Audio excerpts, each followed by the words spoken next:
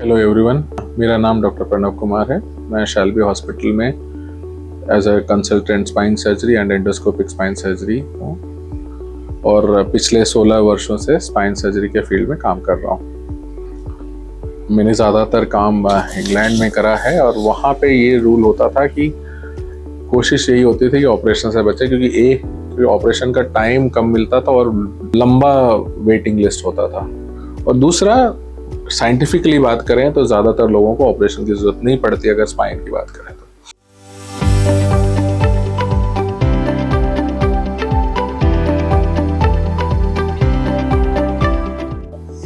अब इसके इंडिकेशंस क्या होते हैं, मतलब किस किस केसेस में इंजेक्शन लगाना चाहिए। देखिए, इंजेक्शंस कई तरह के होते हैं। एक तो जॉइंट इंजेक्शंस होते हैं, एक होता है नर्व इंजेक्शन और एक होता है एपिड्यूरल इंजेक्शन। जॉइंट जहां तक होता है, सर्वाइकल स्पाइन हो या थोरैसिक स्पाइन हो या लंबर स्पाइन हो, उसमें फैसेट जॉइंट्स होते हैं। कई बार उसमें इरिटेशन, उसमें स्ट्रेच होता है तो हम फैसेट ब्लॉक करते हैं। तो उससे क्या होता है, जो बैक पेन है, फैसेट जॉइंट प्रॉब्लम्स में पैरों में तकलीफ नहीं आती। अगर सिर्फ बैक पेन है तो वो ज़्यादातर या तो फैसेट की प्रॉब्लम होगी या एक लिगामेंट होता है जिसको लिगामेंट ऑफ फ्लेवम कहते हैं, उसकी प्रॉब्लम रहती है, या तीसरा डीजनरेशन की डिस्क और वो घिस गए हैं और ख़राब हो गए। तो जो फैसेट वाले प्रॉब्लम्स है वो ज़्यादातर केसेस में इंजेक्शन से बहुत अच्छा फ़ायदा रहता है। जहाँ तक रहा नर्व रूट ब्लॉक, जो नर्व निकल रही हैं स्पाइन से, उसका ब्लॉक कहते हैं। वो ज़्यादातर सर्वाइकल स्पाइन में यूज़ करते हैं।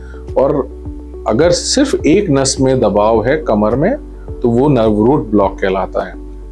अब इसमें होता क्या है कि एक नर्व के पास जाके हम इंजेक्शन लगाते हैं और उसकी जो इरिटेशन है उसको कम कर देते हैं। तीसरा होता है जिसको हम कहते हैं एपिड्यूरल।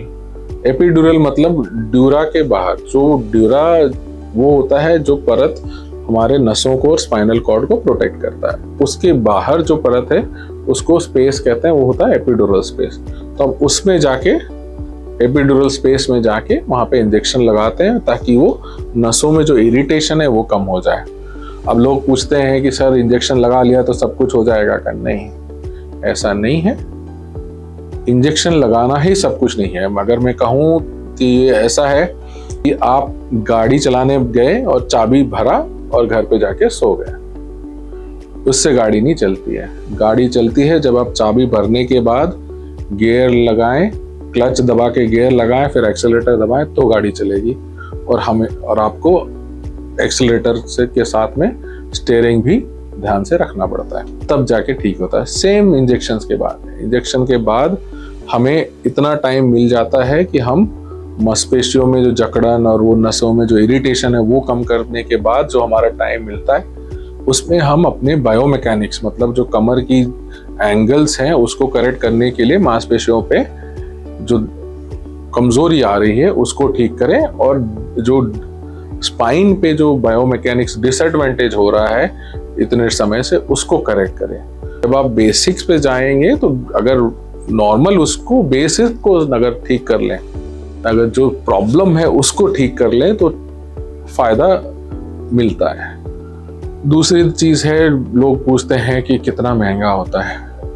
अब इसके लिए मैं ये कहूँगा कि कम से कम ऑपरेशन से तो बहुत ही कम सस्ता महंगा है, और हर एक जगह अलग अलग होता है, हर एक लोग अलग अलग चार्ज करते हैं क्योंकि कोई स्टैंडर्डाइज सिस्टम नहीं है। पर यह है कि अगर फायदा मिल जाए तो आप ऑपरेशन से बच जाते हैं।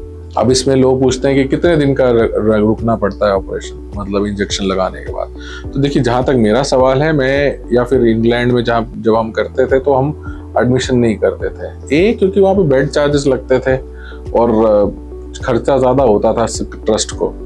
तो और दूसरी चीज़, ज़रूरत भी नहीं है। ज़्यादातर केसेस में मैं अभी भी जो लगाता हूँ इंजेक्शन, मैं किसी को भर्ती नहीं करता अनटिल अनलेस उसको कोई मेडिकल इलनेस हो या कोई और प्रॉब्लम्स ना हो। मैं प्रेफर ये करता हूँ कि वो घर जाके आराम करें ताकि वो इंजेक्शन का असर ज़्यादा से ज़्यादा आए, और ज़्यादा आराम नहीं, मतलब 24 घंटे बस आराम करें, तो उसके बाद फिर धीरे धीरे अपने काम में चालू करें। अब लोग तीसरा सवाल ये पूछते हैं कि सर इसका इफेक्ट कब तक आएगा। देखिए, हम इंजेक्शन में लोकल एनेस्थीसिया भी मिक्स करते हैं तो इमीडिएटली हमें समझ में आता है। ये एक डायग्नोस्टिक भी है कि हमने इंजेक्शन लगाया और दर्द उतने टाइम के लिए जितने टाइम में लोकल का असर है कम हो गया। तो हमारे को ये भी समझ में आता है कि जो हमने डायग्नोसिस बनाई थी, जिस नर्व में हमने सोचा था जिसकी वजह से प्रॉब्लम है, वो ठीक हो रही है और हमने इंजेक्शन सही लगाया है।